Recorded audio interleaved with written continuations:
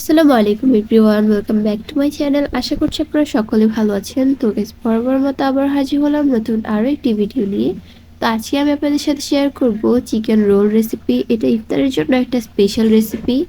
ইফতারের সব আইটেমের সাথে যদি একটা স্পেশাল আইটেম থাকে তাহলে কিন্তু বাচ্চারা খুব খুশি হয়। তো এখন আমি রোলটা বানানোর জন্য এটার বাইরের অংশটা বানিয়ে নিব। তো তার জন্য এখানে আমি নিয়ে নিচ্ছি ময়দা।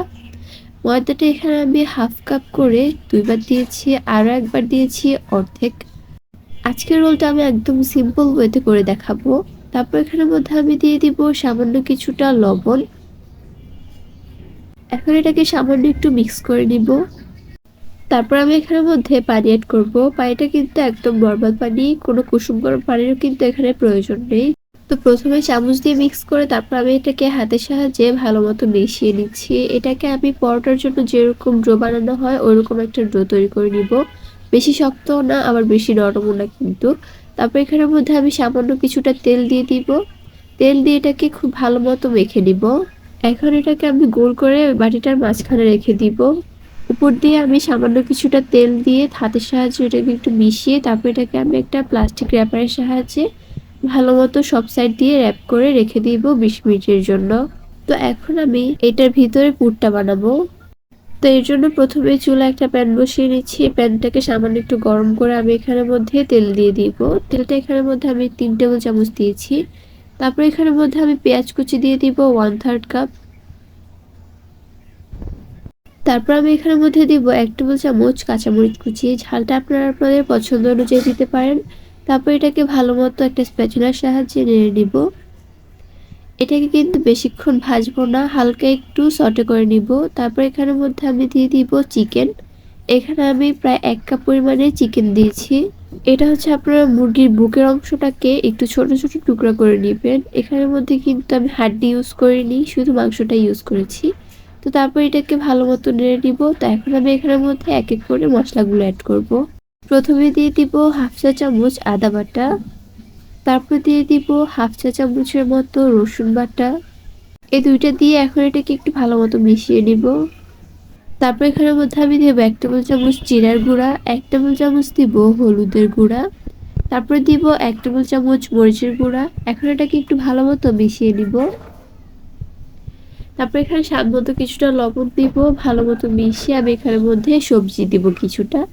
তো সবজির মধ্যে আমি এখানে দিচ্ছি 1 কাপ পরিমাণের আলু কুচি, 1 কাপ পরিমাণের গাজর কুচি, হাফ কাপ পরিমাণে দিব ক্যাপসিকাম কুচি। তো এখন সবগুলো উপকরণকে ভালো মতো মিশিয়ে নিব। সবজিগুলো সিদ্ধ হওয়ার জন্য আমি এটাকে 2 মিনিটের জন্য ঢেকে রেখেছিলাম। ঢাকনাটা উঠিয়ে আবার এটাকে ভালো মতো নেড়ে নিব। তারপর শেষের দিক দিয়ে আমি এখানের মধ্যে দিয়ে দিব সামান্য কিছুটা গরম মশলার গুঁড়া। আপনারা চাইলে কিন্তু এটা স্কিপ করতে পারেন, বাট দিলেই টেস্ট ভালো আসবে। তারপর এটাকে একটু ভালো মতো মিশিয়ে দিব। শেষের দিক দিয়ে আমি এখানের মধ্যে কিছুটা টমেটো সস দিয়ে দিব। টমেটো সস দিলে কিন্তু এটার টেস্টটা অনেক ভালো আসবে। তারপর এটাকে ভালো মতো মিশিয়ে নিব। এখন এটাকে অল্প কিছুক্ষণ রান্না করে আমি চুলা থেকে এটাকে নামিয়ে ফেলবো। তো আমার পুরটা কিন্তু একদমই রেডি। এখন আমি আসলাম ড্রয়ের মধ্যে। তো এখন আমি প্লাস্টিক র্যাপারটা উঠিয়ে ফেলছি। আর দেখতেই পারছেন এটা কিন্তু আগের তুলনায় অনেকটা সফট হয়ে গিয়েছে। তো তারপর এটাকে আমি একটু ভালো মতো মথে নিব। তারপর এখানের মধ্যে আমি এটাকে খুব বড় করে একটা রুটি বানিয়ে নিব। তো এটার মধ্যে আমি উপর দিয়ে কিছুটা ময়দা ছিটিয়ে দিয়েছিলাম। তো এখন একটা বেলুনের সাহায্যে এটাকে খুব বড় করে একটা রুটি বানিয়ে নিতে হবে। তো দেখতে পাচ্ছেন রুটিটা কিন্তু বানানো শেষ। তো এখন আমি একটা বয়মের ঢাকনা দিয়ে তারপর এটাকে একটু বড় বড় করে রুটির মতো করে কেটে নিচ্ছি। এটা কিন্তু আমার রোলের জন্য একদম পারফেক্ট সাইজ। আপনারাও এরকম একটা বয়মের মুখা দিয়ে এটাকে একটু বড় বড় করে গোল গোল করে কেটে নেবেন। তো সবগুলো কাটা শেষ। এখন আমি বানাবো। বানানোর আগে প্রথমে আমি একটা কাপের মধ্যে নিয়ে নিয়েছি 2 টেবিল চামচ পানি। তারপর এখানের মধ্যে আমি কিছুটা ময়দা দিয়ে একটা নরম মিক্সার তৈরি করে নিব। এটা আমাদের রোলটা বানানোর সময় কাজে লাগবে। তো এখন আমি ওখান থেকে একটা রুটি নিয়ে নিলাম। তারপর এটার মাঝখানে আমি পুরটা দিয়ে দিব। তারপরে আমি যে ময়দার মিক্সারটা বানিয়েছিলাম ওই মিক্সারটা আমি সম্পূর্ণ রুটিটা সব সাইড দিয়ে লাগিয়ে দিব। তো এটা লাগানো শেষ হলে এখন আমি 2 পাশ দিয়ে ভাঁজ দিয়ে দিব। তারপর নিচের থেকে গোল করে আমি রোলের শেপ দিয়ে দিব। তো এরকম করে করে আমি সবগুলো রোল বানিয়ে নিচ্ছি। তো তারপর এখানের মধ্যে আমি দিয়ে দিচ্ছি একটা ডিম।